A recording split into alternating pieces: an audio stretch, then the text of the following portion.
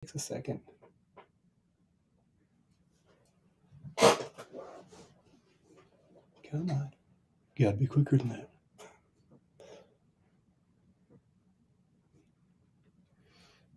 There it is.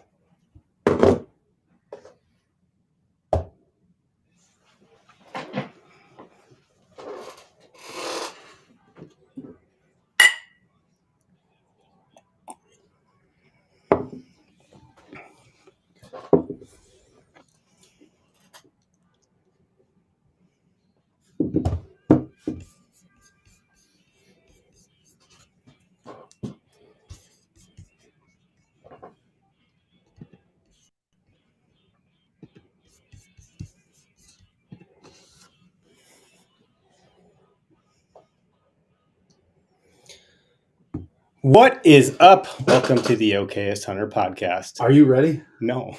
Are you ready? Am I ever ready for anything? We're living up to the expectations. Most unprepared hunter should be our next name. Fitting. I tell you what, man. Well, welcome to the show, the shit show. Sorry if we swear it is marked explicit. So if you got kids, say earmuffs. I don't say that around my kids. They just know not to say the bad words. They know what they are. Well-trained children. Yeah, we've trained them well. Want to do our sponsor readouts real quick. I got a couple of announcements to get through from our friends at Spartan Forge. Those guys are machines. Like, they might actually be machines. Very possible. They are cranking out updates like super, super fast. They just launched or released. I don't know if launch or release. I think technically it's called a release when you're updating an app, but slope gradient, which is a color representation of the steepness of particular areas. They're the only ones that can do that in 3D with terrain emphasis. And it's pretty cool. Yeah, you were showing me it on yours. And because we have like the driftless area here in Wisconsin, that looks really cool when you light that up. That's pretty neat. So you can find shelves and benches and things like that maybe you're not going to see otherwise that deer are traversing. And you had a really interesting idea about it. Yeah, I did. We'll talk about it. Well, we're not going to talk about it until we try it first and see how it works. All right. Greg's idea was just, if you're going to track a deer, you could have your the tracker on the app as you're tracking, and you can get some really cool visual representations. But lots of updates coming soon from those guys. But the other thing is you're going to have to head over to their Instagram page, Spartan Forge, and they have a donation that they're doing right now through a GoFundMe for a vet campaign for their veteran hunt. It's going to Hungry Heroes Barbecue. This year is the campaign of choice, and they're almost at $5,000 raised. So just if you can push that needle a little bit further and get them across that benchmark, that'd be fantastic. The owner, Bill, is a vet. You know, he's an Army intelligence officer, retired, and vet-owned company. They care a lot about their vets. They certainly do. So they put on the vet hunt last November. They're doing it again, I think, in early 23, different location. So I don't have details for that yet, but that's what they got going on there. Vector Custom Shop, just spent some time talking to Isaac. They're down in Texas. I think the first night they killed 19 hogs. Yeah, whacking and stacking hogs. Arrows just going through pigskin. Pretty awesome. And pigskin is pretty tough, and they had no broken arrows out of 19 hogs. That's pretty awesome, because that's a tough animal. Yeah. And the broadheads are really great. We got a couple of them here. These aren't the ones that I use, but the ones that I used are the variable fixed blade, the VBS, as Greg likes to say. Put a hell of a hurt on the buck that's on the table here. Yeah. So I'm pretty thrilled with how that worked out. Latitude Outdoors, we talk about those guys all the time. Getting comfy in a saddle. You know, you can take a crap from it if you want to, but it is one of the better saddles on the market. I'm just you know what's going to stick in someone's mind? A turd. And but I say that to say, oh man, not that I want them to be associated with that, but they're going to think about it every time someone's on the toilet. They're going to think of Latitude and be like, man, I wish it was in the tree right now. The crap strap. There you go. No, drink your bourbon. It's a good product, man. Like, I wouldn't be hunting on a saddle if I didn't have their 2-piece system, because I wouldn't have the variation of adjustability to be as comfortable as I am. And that adjustability helps you with your shot placement too. And when I was rifle hunting, by the way, the deer, if they would have just come a different way, did you do this with yours? Did you rest your rifle on the Yes. bridge? How awesome is that? Well, I was able to rest my elbow on the bridge and actually steady against the trunk of the tree. Okay, so you got like a V there almost. Yep. Yeah, Yep. that's pretty. See, More like points that's of contact, more stability, more accuracy. do that with your tree stand. Yeah. Not to knock tree stands. I think tree stands are fine, but Yeah, the saddles. I still run out of one every once in a while. Yeah, and Go Wild, boy oh boy. We were talking a lot about them offline. I'm sure they'll come up in conversation, but there is not a place on this freaking planet where you can post on a social platform and not get some sort of, you got to post in black and white. You can't post this. You got to be careful with that. Like, heaven forbid this. I had a guy today Facebook jail with you. Tell me I haven't eaten meat in 9 years, and the only thing that happened to me is I stopped wearing my glasses. How dare you kill an animal? I'm like, dude, I'm not going to have that problem on Go Wild. I'm just not, because the community is there. Mm-hmm. Not these other, I don't know what this guy was. I don't even know if you call him a vegetarian, but he was pretty sourpuss about us loving our way of life, like challenging it. The world of social media. Gotta love it. Yeah, we got a guest with us today. Yes, we do. Let's bring him on. Janis Putelis with MeatEater. Thank you for joining us. I can't believe you follow our page and are on our podcast. Someone pinch me. Well, I can't say I've ever listened to one of your podcasts, but I do follow you guys on the. I think I heard you guys did one with Mark Kenyon, right? You guys did his podcast. We did. He had us on his, yeah, and that was a fun one. He I think that's did how some I really found out creative about things. you. Yeah. Well, thanks, Mark, for that. I tried to tell him to call into the show, but he said he's too busy tonight because we got our live call-in feature. So I don't know. I think most people know that, but you can call into our show, and when that happens, you're going to get parked into our we have like a, I don't know what it's called, like a call assistant or something like that, or a call queue. So you're not going to just barrel right into here. You got to get screened first, and once you pass the screening, we may let you in.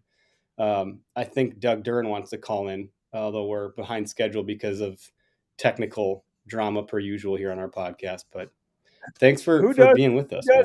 Screening? Well, I want it to be my wife because that would be fun, but she's too busy with our 3 kids, so it's a robot. Oh. But it usually messes up the name because it'll hear when someone calls, they'll say their name and where they're from because we prompt them to tell us that, and then it'll totally goof it up. So usually when I introduce someone, I get the name completely wrong because I'm reading off of whatever it interpreted. Yeah, it would really jack up your name, I'm sure. Oh, definitely. Yeah, and you said, so can you tell me, Janis, how you got the nickname, the Latvian Eagle? And I think the first part's pretty obvious, geographically speaking. Yep, totally. That's where all of my family came from. All right, I was trying to post to my stories too to tell people to come watch this or listen, but I don't think I can multitask that hard. So yeah, we were on a Colorado mule deer hunt.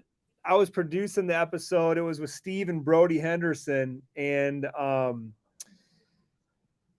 we had split up like mid-morning just to kind of glass off different points. So a lot of times when we're making MeatEater, the crew's all together during prime time. But then as it slows down, especially someone like me is going to be like, okay, there's nothing else to do. I'm going to go glass, see if I can't find some deer in this direction. And so we had kind of split up, and I came back, and Steve maybe asked if I'd seen anything. And just off the top of my head, kind of joking around, I was like, no, the Latvian Eagle hadn't seen nothing. And they just stuck. And he liked that one, and that's prior to that. That's actually how I got my job in the first place, is because when I was with him in Alaska on my first hunt, I was just there as kind of a pack mule, kind of do everything guy, but also brought my binoculars. And when I didn't have anything to do, I'd sit around in glass, and I was finding animals. And he was like, man, it's really good to have a guy around that can not only do like this job, but also finds critters on the side. Like, we should have him like with us more often. So, I had a little bit of a reputation for finding critters. And so once I was just making kind of fun of myself for not finding anything, and it stuck. So that's the story. Yeah. We're big fans of self-deprecating humor over here. So I could relate to that. Like, just get on the offense, right? And rather than be on the defense, just get ahead of it. Like, oh no, yeah, I didn't see anything. No dice. And you joined up with MeatEater in 2012, is that right? Yes, that was the first fall that I did. I think I did I did 2 episodes in Alaska because I was living up there, and then I couldn't do any more because I had prior obligations and just plans I'd made to be guiding in Colorado, and so I think I picked back up like in the spring, probably with like a turkey hunt or something. So I was probably full time by the fall of 13. That's So a 10 wild ride. years. And, Crazy. wow, yeah, no doubt. 10 years. That's a lot. And so, like, how has your position at the company changed from then to now? Like, what are you doing nowadays over there? I know you just got done wrapping up a podcast over there. So yeah, I still co-host and act like often as a guest on the regular MeatEater podcast, which we did 2 of today. Everybody be very surprised to find out that we just recorded the Christmas and New Year's episodes today.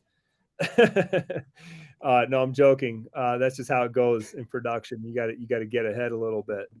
So we did 2 of those today. So if I trip up on some of my words, it's because I've said a lot of them today.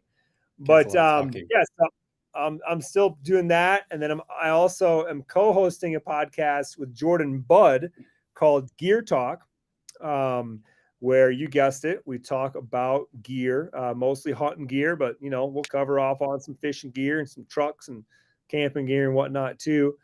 So that's going well. I help on some writing projects, book projects. We're wrapping up another cookbook coming out from MeatEater.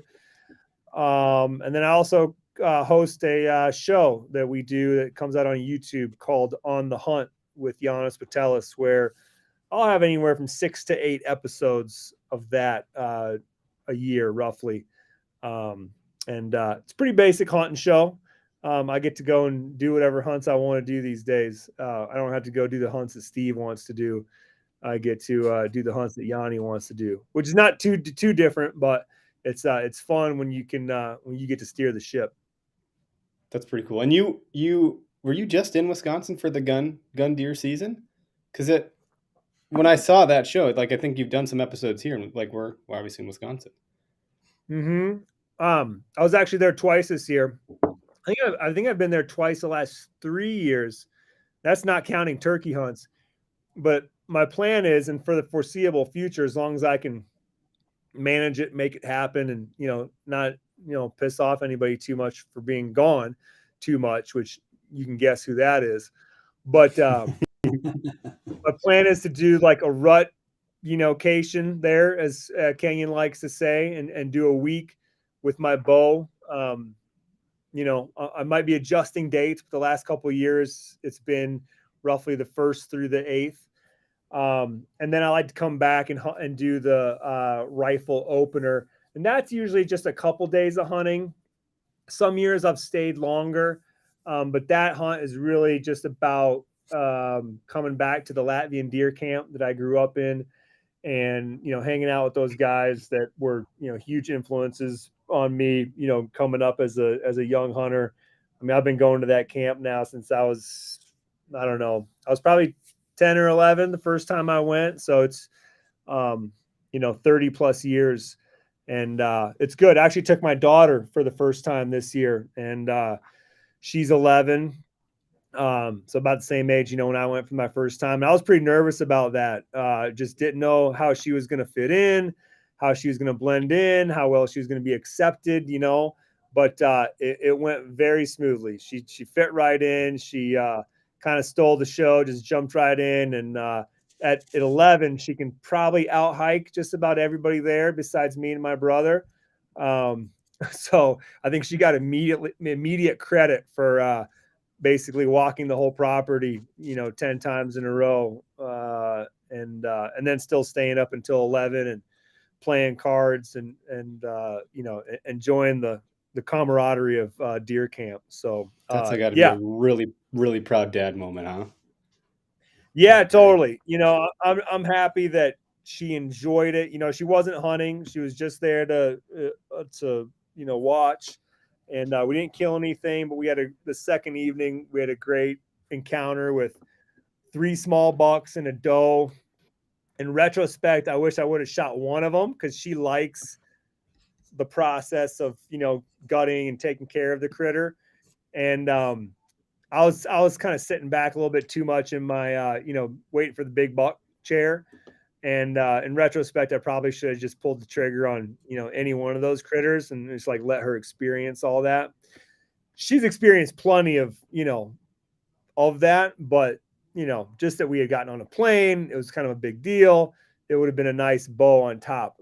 It wasn't necessary, but anyways, all that to say, she got to see some deer, and we got to watch 3 bucks. Like 2 of them really duked it out, like shoving each other 10 yards either direction, small trees falling over. One of the other buck was chasing the doe around them. It was pretty exciting 20 minutes or so.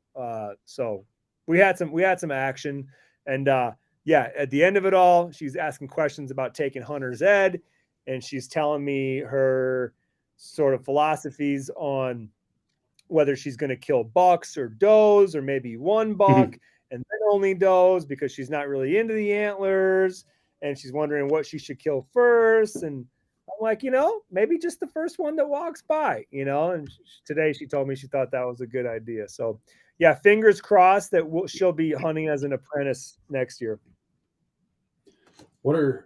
What's your favorite tradition about Wisconsin Latvian deer camp? Is there a meal you guys like to make, or is there just a game you play? We do play a Latvian card game called Zuolet, which is sheep's head in English. It's a trump, like a trick taking game, with trumps. Took me a long time to learn it. It's not a simple game, but man, I don't know if there's any particular. I think it is the tradition of deer camp is all that it is. It's pretty simple. We certainly eat, good homemade food, but it's not too fancy. There's some beverages consumed, and, everybody has a good time. I think half the crew is probably there just as much to kick back and relax and, have a vacation as they are to hunt. And yeah, that's how deer camp is for a lot of us. I mean, that's how it is for me. It's like, well, I can go cut loose for a weekend, hang out with the buddies that I haven't seen all year, and my dad. And I always find it interesting. You get to the woods, and for us, we go to the same general location, the same forest, at least state park. And I've always described it as the woods come alive. We walk into the woods on Friday, and all these stories from years past start to emerge and lift. Like you're seeing ghosts in the woods, but it's not like ghosts in like a haunting way. It's like if someone had a projector and they turned it on. Sure, it's not from something you drank the night before. There's no ghost pepper, or anything like that. That would be a real problem in the woods to deal with that the next day. But it's really special, that deer camp feel. And then you bring it back to the cabin, or the shack, or the trailer, or the tent, or the camper, whatever it is you have, because everyone's got something different, and it doesn't matter. It's like this magical place. It's a destination and a journey almost all in one. It's like a really cool thing. So I think Greg's just hungry. You want to hear what kind of meals you're prepping over there. Yeah, and so many, we take those of us that grew up in it you can take it for granted.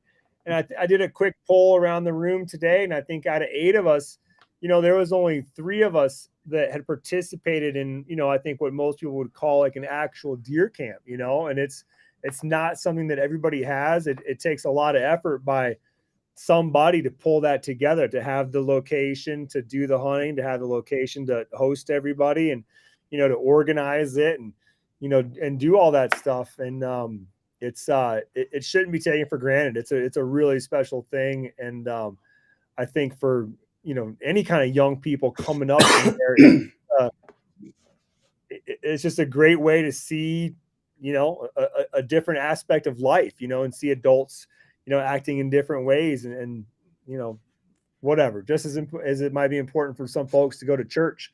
I think it's important for kids to go and experience something like that. Yeah, I'm excited. My daughter's 5 and my 2 sons are 3 and 1. So I'm pretty enthusiastic. I mean, the biggest reason I got a deer this year was for my daughter, hands down. She was just hounding me. When am I going to eat? When am I going to eat? When am I going to eat? I actually used the MeatEater cookbook last night and cooked up some loins, and I did a recipe I earmarked it and figured I'd give it a shot. It turned out pretty damn good. I was pretty proud of myself, although I didn't get the sear as good as I wanted it, but I definitely enjoyed it. I did it good enough that it was nice, juicy, watery, mouth-watering steak. But yeah, speaking of like perspective and viewpoint, one of the things I wanted to talk about while we have you, because I don't know if we'll get you again, or we don't want to scare you away or anything, but MeatEater has this unique position in the hunting community that you're looked up to, you're looked at, you're viewed. I said, before we hit the record button, we could put an article out and it might get, 25, 50 views on a good day. And you guys put one out. I mean, you do a lot of commerce content and things of that nature. There's a media play there, but you get a lot of eyes and ears on your brand through the channels that you have, the hunting show that you talked about. For us, we're really interested in trying to end deer shaming. It's a thing. It exists. It's ridiculous. It's frustrating. We're trying to just center hunters around not letting the neck bite the head off, because I think as hunters, we can do more harm to ourselves insularly. We gotta kind of come together insularly, like together inside to fight the war outside. And MeatEater is one of those brands that I just highly respect and regard and revere, in the sense that you guys have done such a good job in speaking to people that don't speak our language. Like the guy I mentioned in the beginning of the show when we talked about Go Wild, the guy that said, how can you kill animals? I don't get it.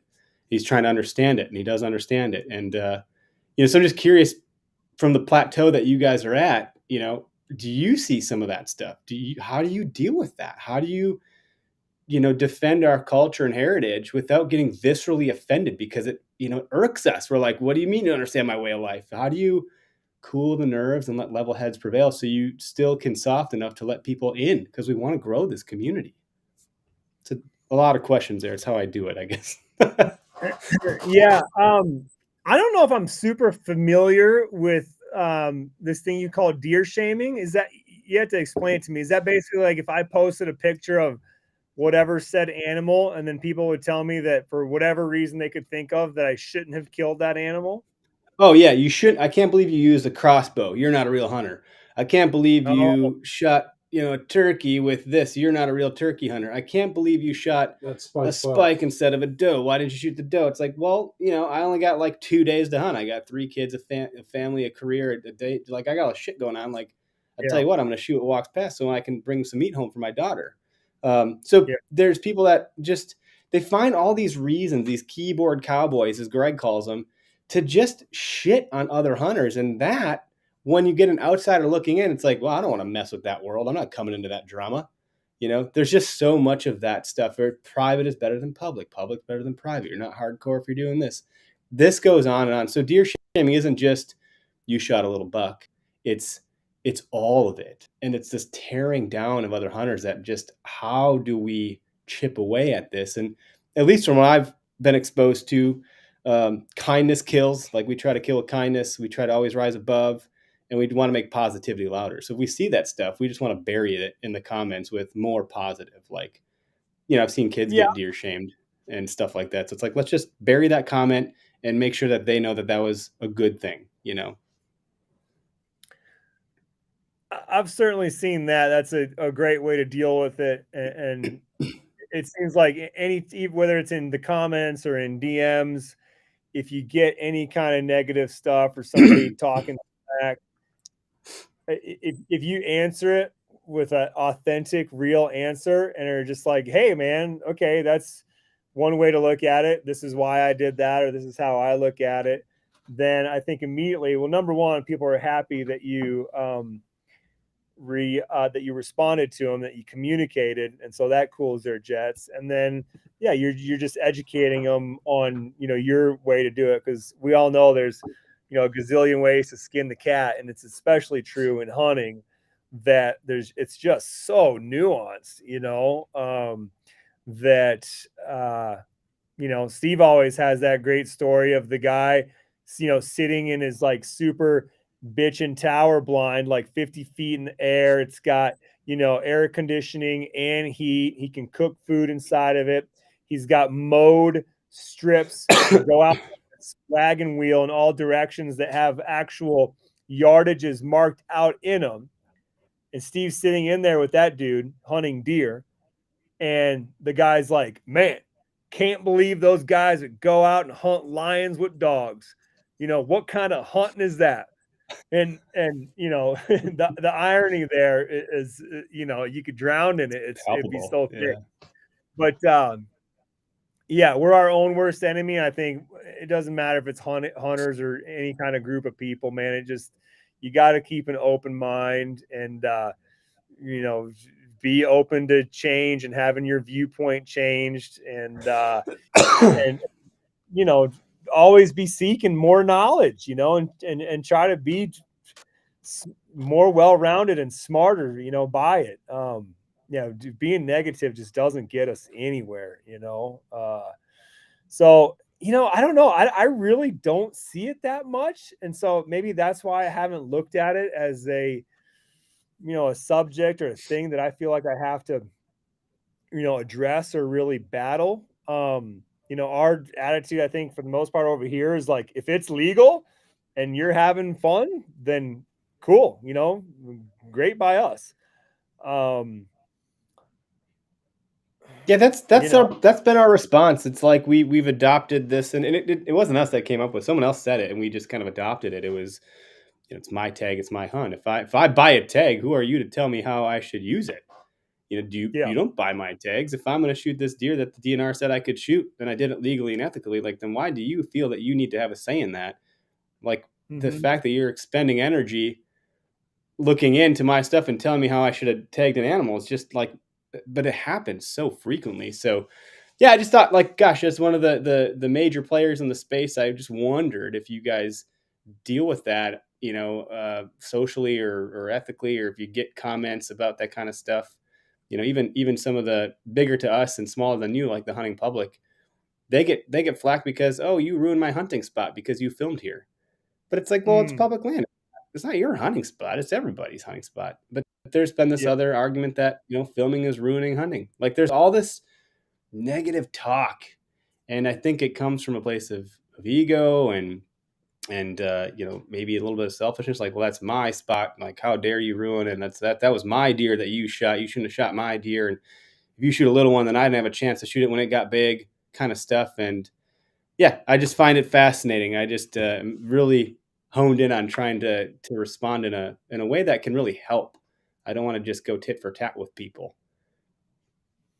Well, like I said, I don't seem to see it that much. I can't say if I've ever been personally shamed. I mean, I guess I did make a post about how like a 2-year-old buck walked by my tree the day after I was in it, after I left Wisconsin after my archery hunt. And, someone posted like, oh, you didn't want that 2.5-year-old buck anyways. And I was like, well, no, I did, That's why I shot it. Yeah. So I don't know. I'm hoping that it's just a real minority. I'm hoping it's not as much as you're saying it is. Because, like, again, well, I think negativity is louder than positivity in some cases. So even though if it's 1%, it just comes off really loud. So yeah, it's interesting stuff. I have a comment that I put on the screen here. We'll switch topics, but someone said, ask about the grizzly ambush. And then someone said that you saved your mates with a ski pole. Is there a story there? That's true. There's a story there. There is. I can try to do a very quick rendition of it if you like. We were on a Fognac Island, which is Alaska, hunting Roosevelt elk. It was Steve Ernella and Remy Warren were the hunters. I was there producing, directing. I think we had me plus 3 in the crew. And Steve had killed a bull. We put half of it in a tree, packed the other half out back to camp. And some people might say, why don't you just pack it all out? I've never seen a more densely built animal than a Roosevelt elk on a Fognac Island. I mean, it looked like a regular elk, but the meat just kept coming off of it and coming off of it and coming off of it. We packed as much out as we could. It it got processed in Kodiak. The processed meat with 0 bones in it, processed meat packaged was 350 pounds, no ground. Oh my God. That's a lot. Is the food Like good? most elk, most elk, I feel I'm looking at like 200 pounds. Yeah, I think it's just, I think Roosevelts have a little bit more body, smaller antlers. It's kind of how they're, when people compare those to Rockies, they're like, oh yeah, Rockies bigger antlers, Roosevelt's bigger bodies. But anyways, so we come back 2 days later because we got back to camp at like 4 a.m. We were bushwhacked. It's a cold, wet, rainy place. It was just sucking the energy out of us. So we go back in there. We get there midday to this place where we hung up the and you can hear this whole story from 6 different perspectives on the MeatEater podcast. I believe the episodes are called the Meat Tree, Part 1 and Part 2. But we get back in there. We glass the meat tree from like 300 yards away for 20 minutes. Don't see a bear around it. And I guess I should preface this. We're prepared to encounter a grizzly bear. You get a letter from Alaska Fish and Game that says, hey, if you kill an elk on this hunt, like the carcass will be taken by a grizzly bear. Like it's going to happen. You need to plan accordingly. So we're going in there, we think prepared. We glass it, nothing. We decide to go to the meat tree. And we come in yelling, hooting, hollering, bear sprays pulled, pistols pulled. Get to the tree, no sign of bear, nothing.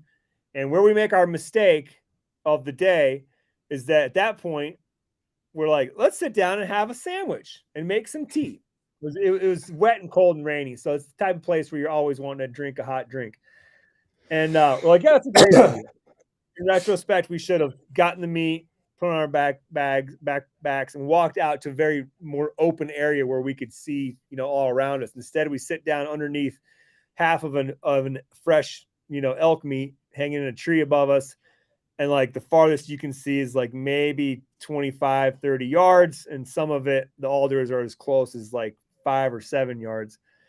And we get the water going. I remember hearing the sound of like the whisper light hissing and the water kind of starting to bubble. And the sandwiches has just gotten tossed out. I was complaining to Steve about how it looked like his sandwich had more meat and cheese than mine did. And his response was, well, if you want a bigger sandwich, you need to get your own hunting show. It literally at that moment, he answers that. And the dude next to me goes, I think I just heard something. And then he says, oh shit, bear. And I look up and there's full-size grizzly bear running at us. And he's, 20 yards and closing fast. I have just enough time to hop up from my seated position, throw my sandwich down.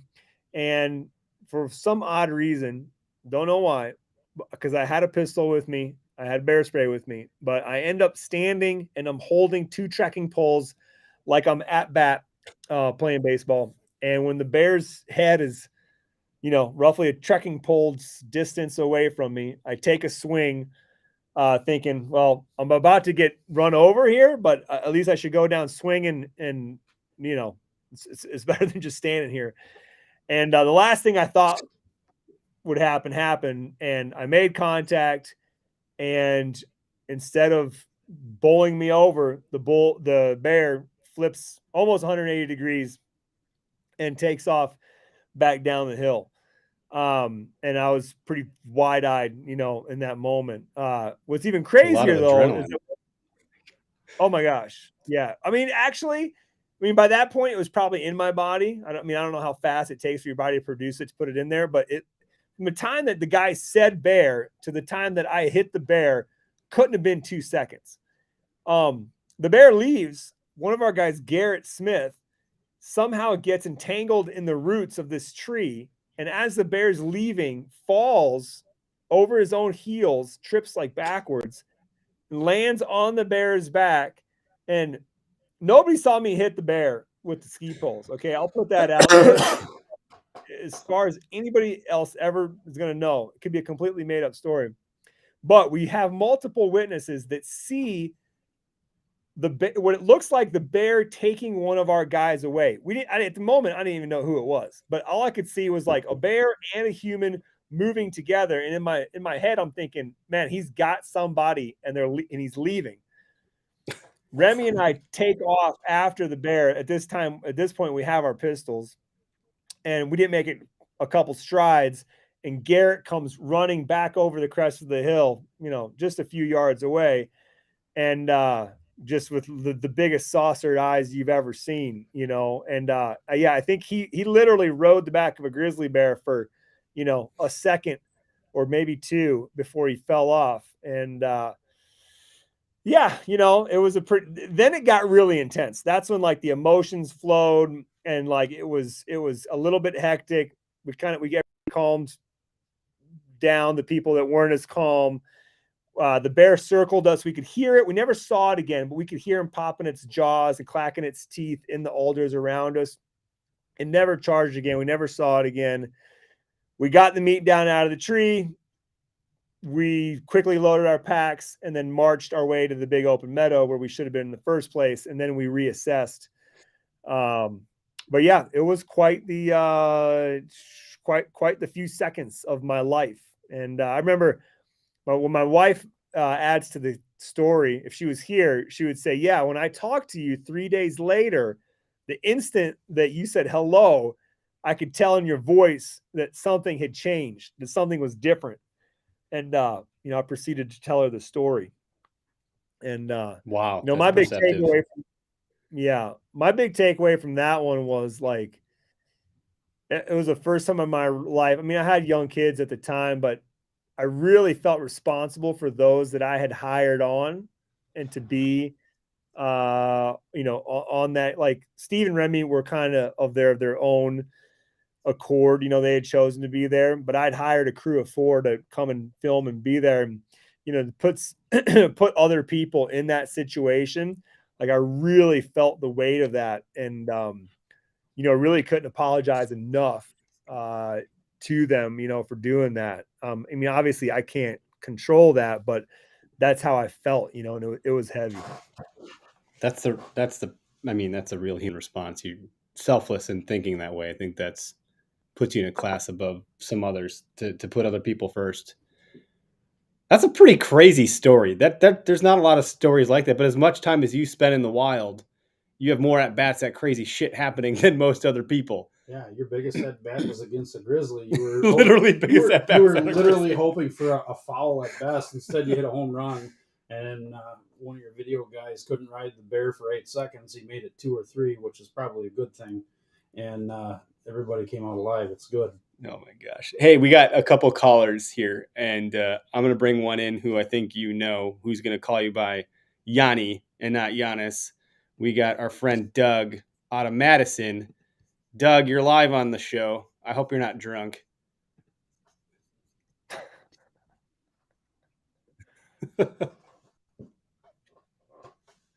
I can't hear him.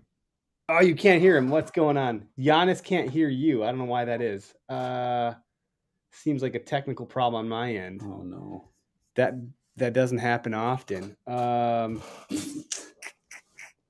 Well, shit, Doug. If Janis can't hear you, then there's no point in me taking calls. Don't believe anything he says about me. I'll just. That's unfortunate. So you can't hear him at all, hey, Janis? Nothing? No, I'm reading your comments, and it says nobody can hear him. Nobody can hear him. Oh, darn. What is the deal? No one can hear the call except for us. This has happened before, and I don't know how to resolve that. So I'm going to take the ticker off because they'll hear it online on the podcast, but if Janis can't hear it, then it doesn't matter. So there's some sort of connection issue with our audio feeding it from the computer to the mixer back into this thing. But, well, thanks, Doug, for trying. All right. Doug said he didn't have any questions for you anyway, so it is what it is. He's heard all my answers. All right. Thanks, Doug. Well, that's unfortunate. He said he doesn't have any questions for you anyways, and Janis said he doesn't have any answers. So, well, that's a weird technical thing that I think I might know how to fix, but we're not going to do it. we're not going to do that now. I'm not going to make you deal with more technical drama, Janis. I'm sorry. No problem. But I wish Doug did have a question. He could have left us with something if he's going to call in. He's doing his doe derby. Have you been to that? Have you heard of this? I have heard of it. I've not participated. Great program. Yeah. Cal was there last year and did some filming with the crew. We participated in it a little bit last year. I'm actually going to go help mentor somebody for it on Sunday, and kind of help Doug with some of the things around the farm there, in preparation of. It's not far from us. It's like we're in Oconomowoc. It's basically outside of the Dells a little bit. It's a pretty quick shot over there. It's nice to be able to be involved with some of that stuff. The farmhouse is a really cool, nostalgic place. I think a lot of it has to do with what you guys have done, filming over there. It makes it feel like we were in like a really special place. And I think it's special anyways, but it just makes it feel even, more different, I guess, or more special. Well, and Doug's doing a lot of good things for conservation and trying to help people get into hunting and understand what conservation is all about. That's really the important thing of it. Yeah, well, when you're there, I mean, it's like some of the stuff we talked about earlier, the hunting camp and all the pictures on the walls and the stories that are there, the stories that have been told by everybody sitting in those chairs and the rotating chairs and couches that are in that farmhouse. An amazing amount of memories. And there's probably a few people that could go spend a couple days hunting there with Doug that wouldn't come away from that wanting to continue a path to deer hunting, and then on top of that, he's used all that as a springboard to, do his conservation deal, which is, mostly educating folks about CWD. And now he's got the sharing the land program that he's doing. For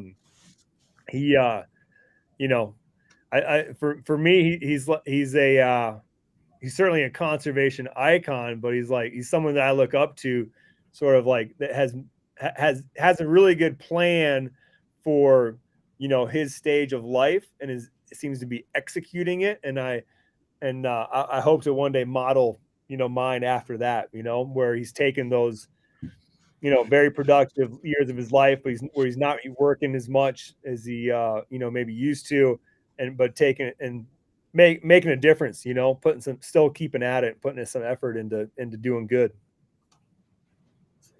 I'm gonna, since we can't take callers, I'll post a couple comments through his questions just to kind of round this thing out a little bit, and then we can bring the plane in for landing. But one of the questions someone asked said, "Do you get bored hunting from a stand in Wisconsin versus putting miles on glassing and stalking out west? Do you have a preference?" It sounds like it kind of answers a little bit with deer camp stuff, but. No, I don't get bored. I maybe did when I was younger, in my teens and maybe even early 20s, just sitting and waiting, for a whitetail deer to walk by. And that certainly fueled my love for elk hunting, where they're like, yeah, all you got to do is keep the wind in your face and run those ridges and you'll get into elk. I certainly fell in love with that style of hunting after having to sit for so many years. But now, I really enjoy, the meditative aspect of just hanging out in a tree, chilling, just letting it all happen around you. Hopefully putting all the pieces together and making the right decisions to put yourself in a location where you're going to have activity. But no, don't get bored. And then what is BG Wisconsin Outdoor said, what is one of the best memories you have as hunting as a kid? That's a tough one to answer, I bet. Those are hard to answer. Yeah, I don't know if I have a best one, but I have a couple, like from early on hunting up there in Wisconsin. I could never sit the whole day with my dad, so I would travel a lot, between his stand and then back to camp. And depending on, like, we actually had a property for a while that was maybe, I don't know, not quite a mile down the county road from where. Sorry about that. It's all right. Turn off those notifications somehow. we had a property that was like not quite a mile down the county road, and I would just leave the stand and then basically cross the road and then walk like the edge of the cornfield all the way back to our camp, warm up, eat, whatever, and then walk back. And those, moments alone, you don't like realize it. And I don't know if my dad realized it either, but it was some of the first times I spent, traveling through the woods alone. And like I knew the destinations, I knew where point A was and point B was, but I maybe had never, walked across that cornfield or walked across it when it had standing corn, or if I dove into the woods, I maybe hadn't been there, certainly not by myself, as just like a 11, 12, 13-year-old. And, like learning how to navigate and working through, like I do remember one time I didn't quite make it back to him. And I was like basically just standing in one spot, pretty getting close to like tears. And I like saw my dad coming, and I was like, and just felt a sense of relief. Cause I mean, we were only on, 40 acres, but when you're a kid and you don't see anybody and all of a sudden you don't know which direction is which, you might as well be, in the jungle somewhere on thousands of acres. But I had a couple of experiences where it was like a real connection to nature on those walks, like going to and from my dad and camp. And one was early on in my life, there were no turkeys there. And I remember the first time I ever saw a turkey, and I was just about to crest a ridge, and there was a whole bunch of snow. I mean, it was probably a foot or something, which was a lot of snow. It seems, especially now, considering that I haven't seen that much snow in Wisconsin forever. But I remember I was trudging through it and I was cresting this ridge, and this whole flock of turkeys, I don't know. I want to say it was 30. It was probably half of that, but a lot of turkeys just like rise up in front of me. They flush, they like black out the sky. And again, it's one of those moments where like, I didn't even know that we had turkeys. Maybe I wasn't expecting it. And this thing happens where, for a young boy, it was almost enough to like scare me so much and bring me to tears, to just be like, what the fuck, like what was that just happened in my life? And then of course, you sit back and you think about it and, go and tell my dad like, oh yeah, I just flushed like 20 turkeys. It was crazy. Another time I was walking through and I bumped into what must have been a doe or a fawn that had gotten separated from its mom or whatever. But me and this doe are just standing there in the woods on some Wisconsin oak ridge, and she's just bleeding away. And who knows, maybe she wasn't lost. Maybe she was bleeding and, for some other reason, but it was a real like one-on-one, connection to nature kind of moment for me. And, I'll never forget either of those. I think, like I said, I was young, I was by myself, and just a real strong impact.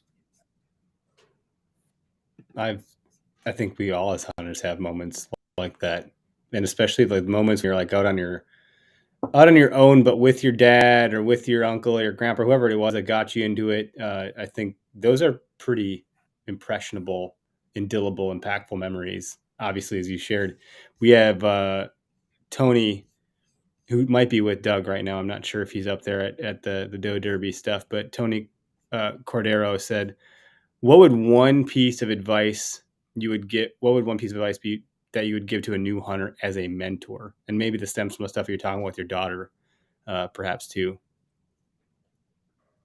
Yeah. I haven't really been mentoring her too much. I don't feel, I mean, I'm sure I have been as a hunter, but because she's not actively participating as a, hunter or a shooter, she's just been getting mentored more in, how we're going to find them and then what we do when we have one dead. And so, I don't know, it's just been different. There's been less pressure around it because I'm not trying to work as a guide and get her a shot, which is going to come. But I think just general advice, as a mentor is, oh man, there's a lot. I think like a big picture advice is like, don't take it too seriously. It's just hunting, none of us are actually out here. Excuse me. None of us are actually out here having to fill the freezers and, Nobody's going to starve if we don't kill a deer. Remember to have fun, let it happen. Don't get too stressed out about it. Have fun with it all.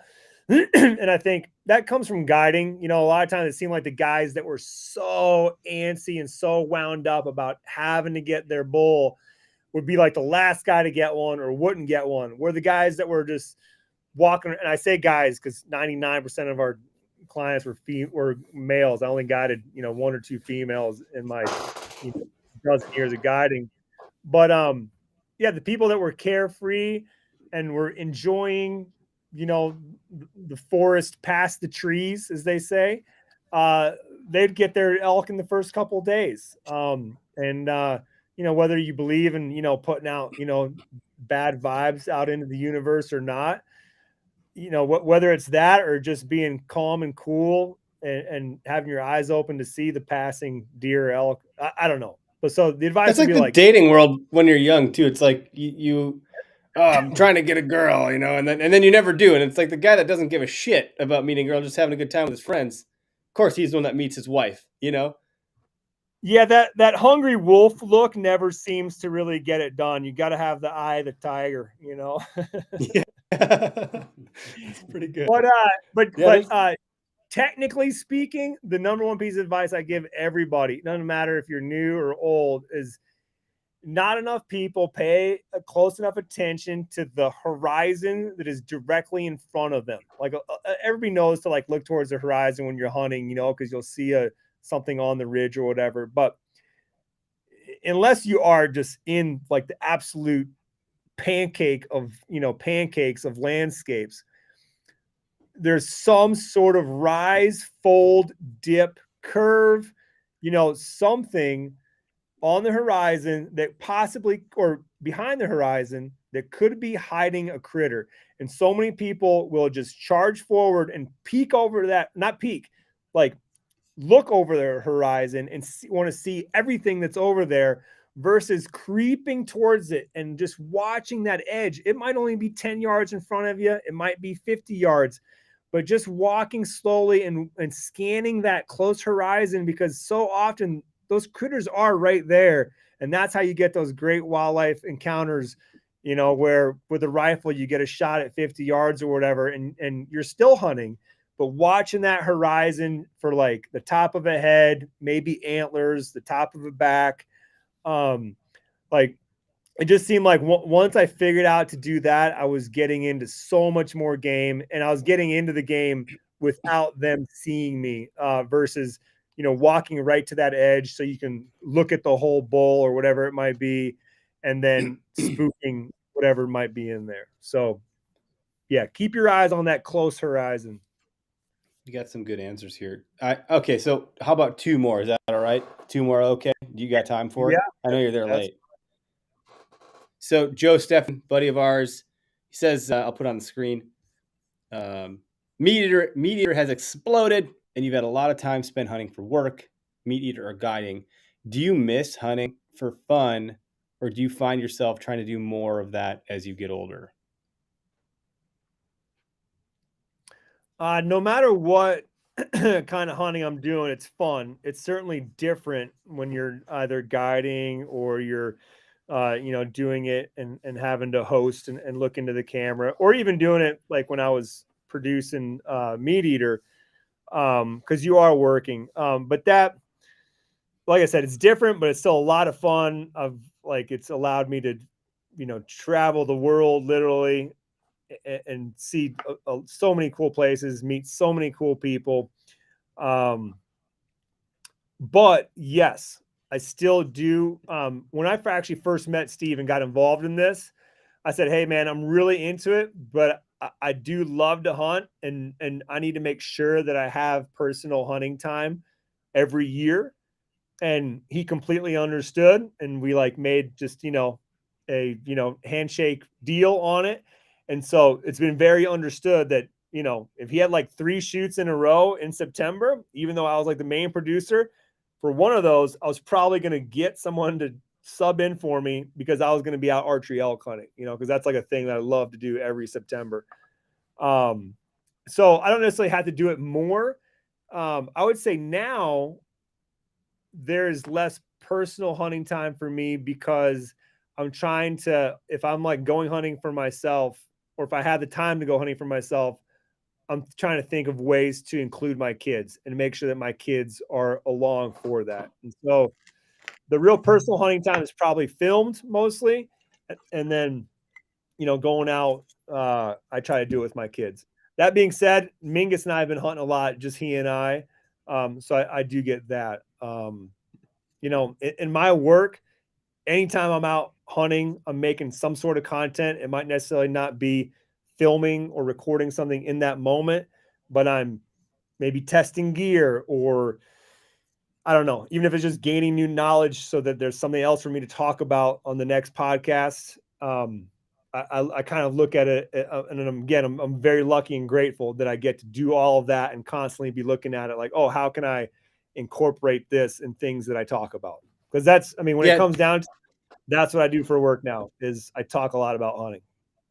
That's fascinating. Like I mentioned Montana, and it sounds like you won't be in the office or whatever. I thought it'd be fun to sync up over there this coming week, but it's for work. And it's like, oh, you get to do that for work. I'm like, but I'm working, and so it sounds great because it is, and it really is awesome. But there's this other component where, yeah, I'm working. Like I have to deliver. I have objectives. I have goals. I have things I need to meet and deadlines and people I need to satisfy. So like, it's a weird paradox. And the old adage of like, if you do what you love, you never work a day in your life. I think there's a lot of truth to that if you can find that place in your life. And I think that's great. It sounds like you're probably living a bit of that by and large, but hearing you talk about your 11-year-old daughter coming to deer camp, and like, I don't want to wish away the younger years because my daughter's 5 and she's adorable and amazing and, all of these things, but I am very, very enthusiastic about the times when I get to bring her with, and also equally, like you had mentioned, nervous. Like, gosh, bringing my kid to deer camp, that's a different tone of deer camp than what we've been doing with the boys every year for the past decade. So, but at some point we're all going to get there because a lot of our deer camp folks have kids. And so, we kind of get to bring in this new wave and start to pass on a heritage and a legacy. I think it's a really exciting thing. Well, I think I promised you one more question here. And I'm trying to, there's a lot of them coming through, Janis, because it's you and there's a draw here. So I'm not used to fielding this many questions, to be quite frank. But first of all, someone said great hat because it's a new Glarus hat. And they wondered how many, spotted cows you bootleg back to Montana, but that's not a real question I'll ask. Someone that's on TikTok, we got our TikTok live over here. I want to pay those guys some love because I can't actually see the screen from here, so I have no idea what the hell is going on over there on the TikTok side of things.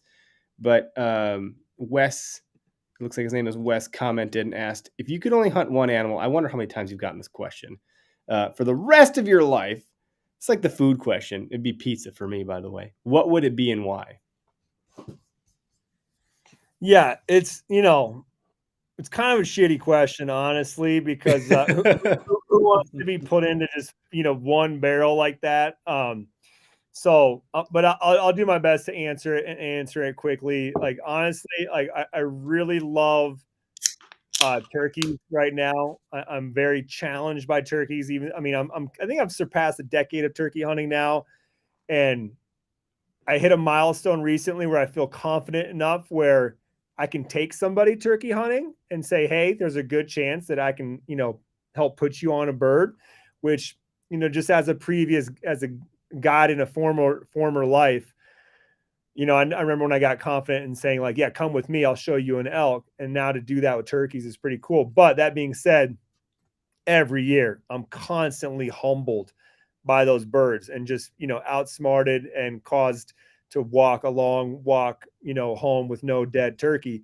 So right now that's where I'm at. It's my favorite. And it obviously just, you get kind of 2 meats for one. When you kill a turkey, you get a little white meat and dark meat, which is great.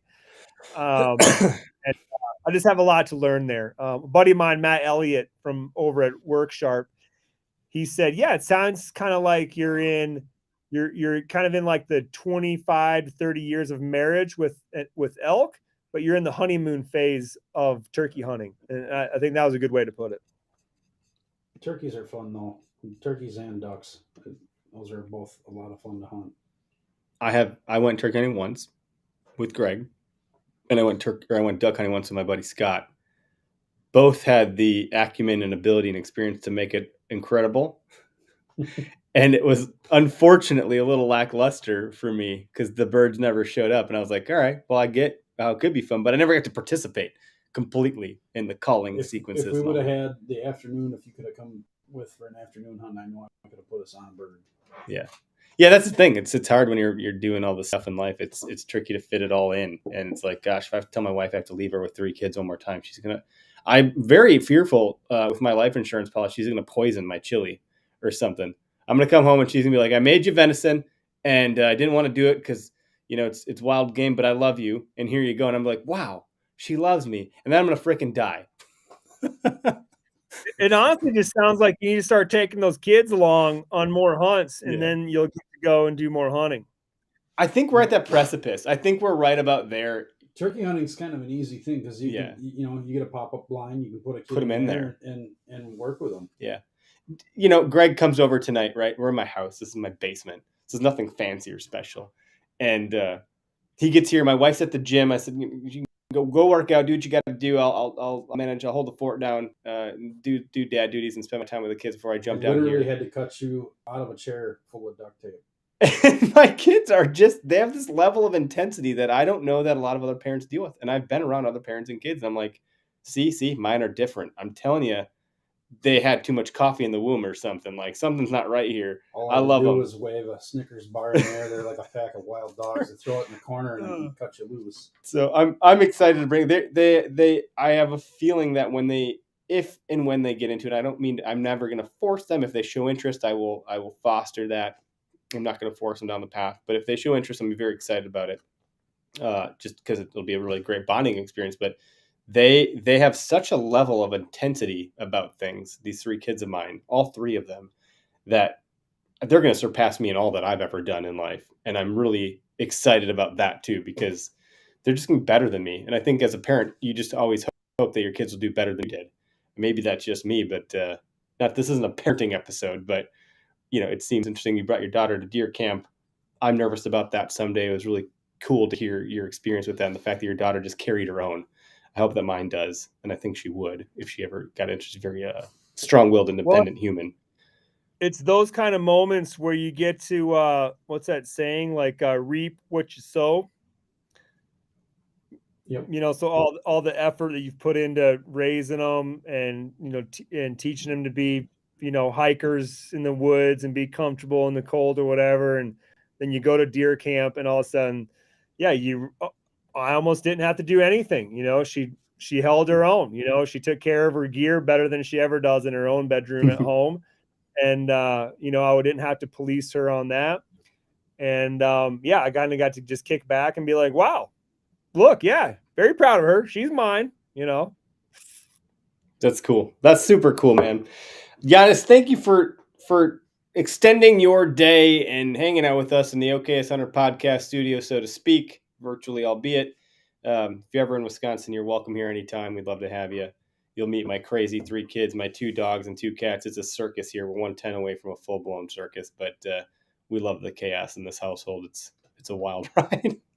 But yeah, any parting thoughts? I don't know. I feel like I should ask you some really enlightening questions myself, but we let our listeners do it. So yeah, they did a good job. I'm not great at super complicated philosophical parting thoughts, but appreciate you guys having me on. It's always fun to get interviewed instead of doing the interviewing. So thanks for that. And I look forward to getting back to the great state of Wisconsin. Hopefully, I'm a minority landowner now in a little chunk of land, and I'm going to get back there soon in 2023 and start doing some habitat improvement with the old chainsaw. So I'm a regular old Aldo Leopold now.